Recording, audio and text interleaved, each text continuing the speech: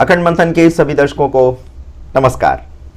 मैं हूं शेखर त्रिपाठी और आप देख रहे हैं हमारा YouTube चैनल अखंड मंथन।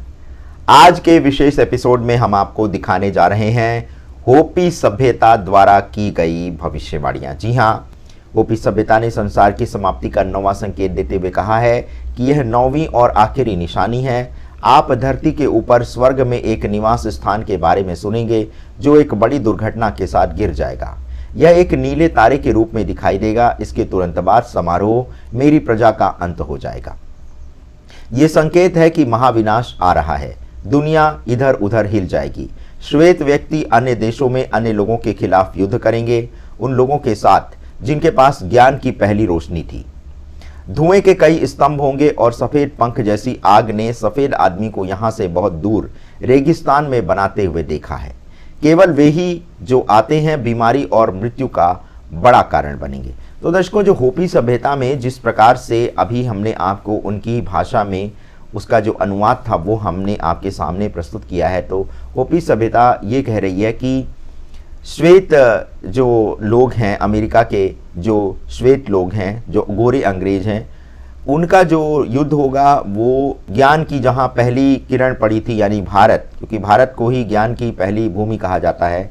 तो होपी सभ्यता के अनुसार भारत और अमेरिका का आने वाले समय में कोई बड़ा युद्ध हो सकता है और ये काफ़ी जनसंहारक भी हो सकता है, या फिर कोई ऐसा युद्ध भी हो सकता है अमेरिका के साथ जो कि भारत की सहायता के लिए हो और बाद में वह भारत और अमेरिका के युद्ध में परिवर्तित हो जाए। तो इस प्रकार की भी संभावना बनती हुई दिखती है और बहुत से लोग इन भविष्यवाणियों को जो देख रहे हैं वो समझने का वो प्रयास करेंगे तो उन्हें ये बात बहुत अच्छे तरह से समझ में आ जाएगी कि होपी सभ्यता द्वारा जो संसार के अंत की भविष्यवाणी और उसके लक्षणों के बारे में उन्होंने बताया है वो सारे अब दृष्टिगोचर हो रहे हैं। और होपी सभ्यता के लोगों का ये भी कहना है कि जो लोग भविष्यवाणियों को समझेंगे वे सुरक्षित रहेंगे और जो लोग मेरी प्रजा के स्थानों में रहेंगे वे भी सुरक्षित रहेंगे। फिर पुनर्निर्माण के लिए बहुत कुछ होगा और बहुत शीघ्र बहाना वापस आ जाएगा। वह अपने साथ 5वीं दुनिया की सुबह लाएगा। वह उसके हृदयों में अपने ज्ञान के बीज बोएगा। अभी भी बीज बोए जा रहे हैं। ये 5वीं दुनिया में उभरने का रास्ता आसान कर देगा। तो दर्शकों, होपी सभ्यता के अनुसार एक कोई नया मसीहा, नया अवतार आएगा जो उनके अनुसार 5वीं दुनिया यानी नई सभ्यता का उदय करेगा, नई सभ्यता की स्थापना करेगा। होपी सभ्यता में संकेतों की व्याख्या कुछ इस प्रकार से की गई है।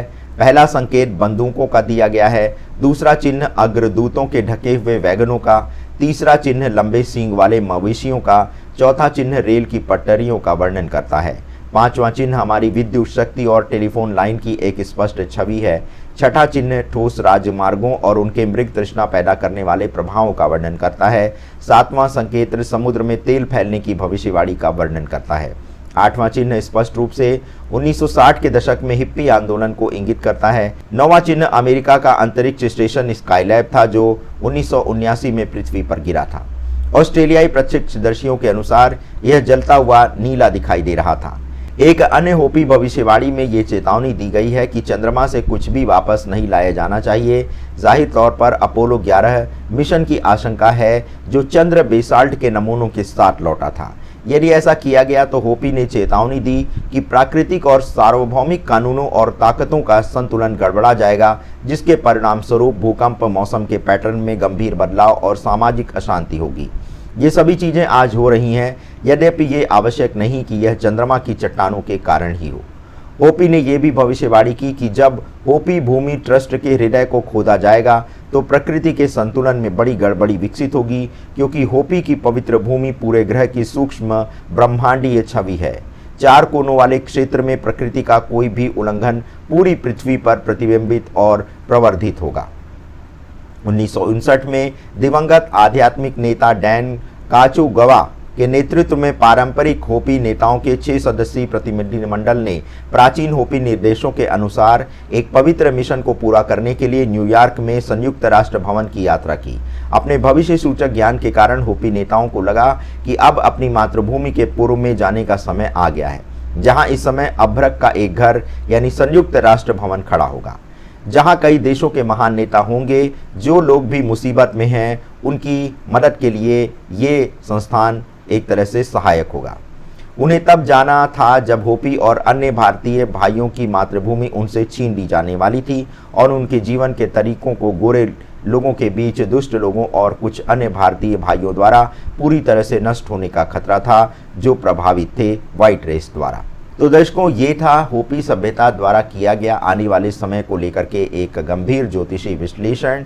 और होपी सभ्यता का ये कहना है, उन्होंने कुछ संकेत दिए थे, 9 संकेत दिए थे, 9 चिन्ह दिए थे और उसी चिन्ह के आधार पर उन्होंने आने वाले समय का विवेचन किया है।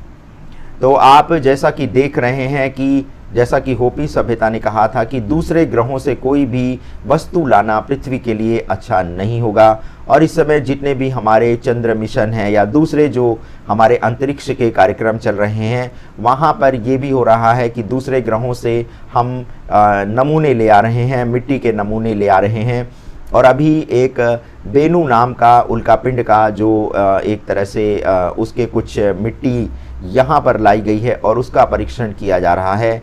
तो इस बात के लिए होपी सभ्यता ने मनुष्य को बहुत पहले ही सावधान किया था कि दूसरे ग्रहों से कोई भी एक तरह से सैंपल, मिट्टी या कोई भी ऐसी वस्तु लाना पृथ्वी के लोगों के लिए अच्छा नहीं रहेगा। कहा यह भी जा रहा है कि अंतरिक्ष में बहुत सारे ऐसे हानिकारक वायरस हैं जो अगर किसी कारणवश पृथ्वी पर आ जाएंगे तो उससे भी पृथ्वी पर एक बहुत बड़ा विनाश हो सकता है, क्योंकि ये जो वायरस अंतरिक्ष में हैं ये हवा में घुले हुए हैं और ये वायरस बहुत तीव्रता से हवा में घुल सकता है। हवा के साथ इसका प्रसार तेज हो सकता है और इस कारणवश एक बहुत बड़ा विनाश धरती पर हो सकता है।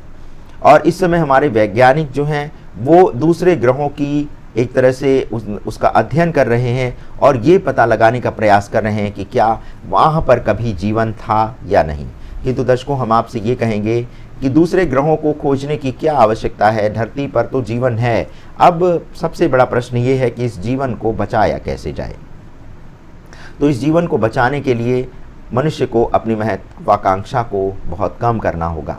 भूमि के लिए युद्ध करना बंद करना होगा। अपने आपसी स्वार्थ के लिए युद्ध को करना बंद करना होगा, क्योंकि जब तक हम ऐसा करते रहेंगे तब तक मनुष्य कितनी भी प्रगति क्यों ना कर ले, उसके अस्तित्व पर एक बहुत खतरनाक संकट उभरा रहेगा। तो हम अपने चैनल के माध्यम से आप सभी दर्शकों से ये अनुरोध करेंगे कि पृथ्वी आपके निवास के लिए है। आपके द्वारा इस पर आधिपत्य जमाए जाने का, इस पर आपका कोई अधिकार नहीं है। तो इस पृथ्वी पर अपना जीवन जिएं, अपनी जीवन यात्रा पूरी करें और जीवन यात्रा पूरी करने के पश्चात अपने अपने धामों को वापस लौट जाएं। किंतु यदि आप इस पृथ्वी पर, इसकी धरती पर यदि आप अपना कब्जा जमाना चाहेंगे तो संभवतः यही आपके अंत का एक कारण बन सकता है। तो आज के एपिसोड में बस इतना ही। मिलते हैं एक नए एपिसोड के साथ, कुछ नई भविष्यवाणियों के साथ। तब तक के लिए हमें अनुमति दें। धन्यवाद। नमस्कार।